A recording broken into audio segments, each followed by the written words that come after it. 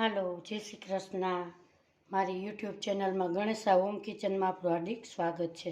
આજે આપણે આખું વરસ સ્ટોર કેમ કરવા એ ટમેટાં એની માહિતી આપણે મેળવશું. અત્યારે 5 રૂપિયા કિલો ટમેટાં મળે છે. પછી ઉનાળાની સિઝનમાં 200 રૂપિયા કિલો ટમેટાં હોય છે. અહીંયા આપણે ટમેટાં એકદમ ચોખ્ખા સાફ કરેલા ધોયેલા છે, તો આપણે એને ચોખ્ખા કપડેથી સાફ કરી લેશું.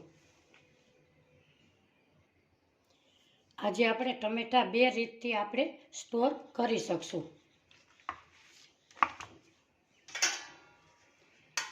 સૌપ્રથમ ટામેટાને આ ડીટિયાનો ભાગ કાઢી ને 4 ચીરુંમાં કરવાનો છે.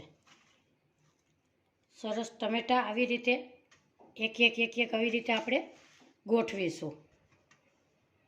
ટમેટાં તમારે આવા લાંબા લેવાના છે, એમાં પાણીનો ભાગ ઓછો હોય છે, એટલે આખું વરસ તમે સ્ટોર કરવામાં ખરાબ થતા નથી. આ તમે ગ્રેવીમાં વાપરતા હોય તો આ લાંબા ટમેટાનો ઉપયોગ કરીશું.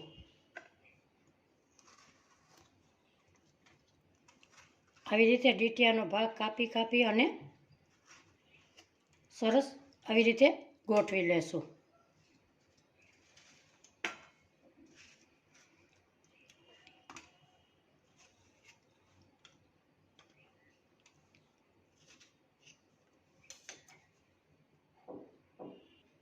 અહીંયા આપણે સરસ એક પ્લેટમાં રાખ્યા છે, એને આપણે 3 કલાક ફ્રીજમાં સેટ કરીશું.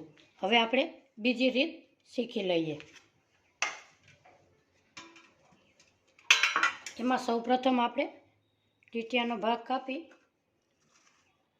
અને આમાં આપણે બીજી રીતે આપણે બી કાઢવાના છે. એના બી કાઢી લેશું તો આમાં પાણીનો ભાગ હોય એટલે ખરાબ થવાની બીક લાગે છે. આવી રીતે આપણે નાના નાના ટુકડા કરીશું.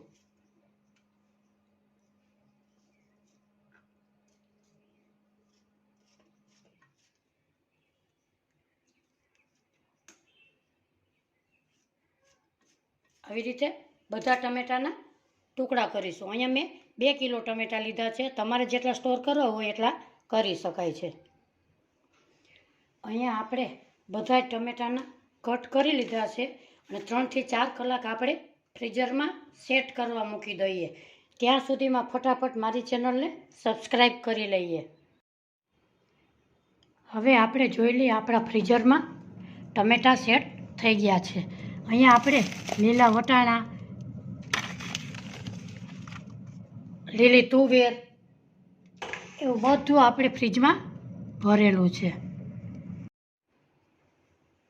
આપણે હવે એક ઝીપલોક બેગમાં ભરીશું. આ તમે ગ્રેવીવાળું શાક કરો ત્યારે તમે મોટા ટમેટાનો યુઝ કરી શકો છો.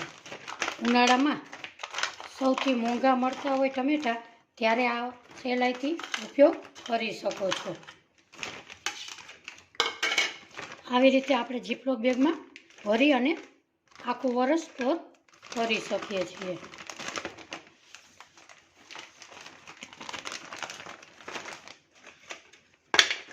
આજની મારી રેસીપી તમને ગમી હોય તો લાઈક કરજો, શેર કરજો, સબસ્ક્રાઈબ કરજો ને કોમેન્ટ બોક્સમાં જરૂરથી જણાવજો આજની મારી રેસીપી તમને કેવી લાગી. આપણા અહીંયા મોટા ટમેટા બધા ભરાઈ ગયા છે અને આમાં કોથળીમાં એર બહાર કાઢી અને પછી આપણે પેક કરીશું. આને તમે આખું વરસ સ્ટોર કરવામાં અને સહેલાઈથી વાપરી શકો છો. હવે આપણે નાના ટમેટા ભરીશું. ફટાફટ ભરી લઈ એટલે આપણે અંદર બરફ જામેલો છે એ ઓગળવા લાગે છે.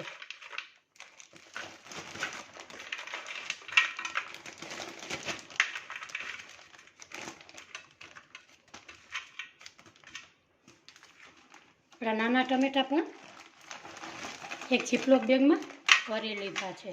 એને પણ આપણે આવી રીતે પેક કરી લેશું.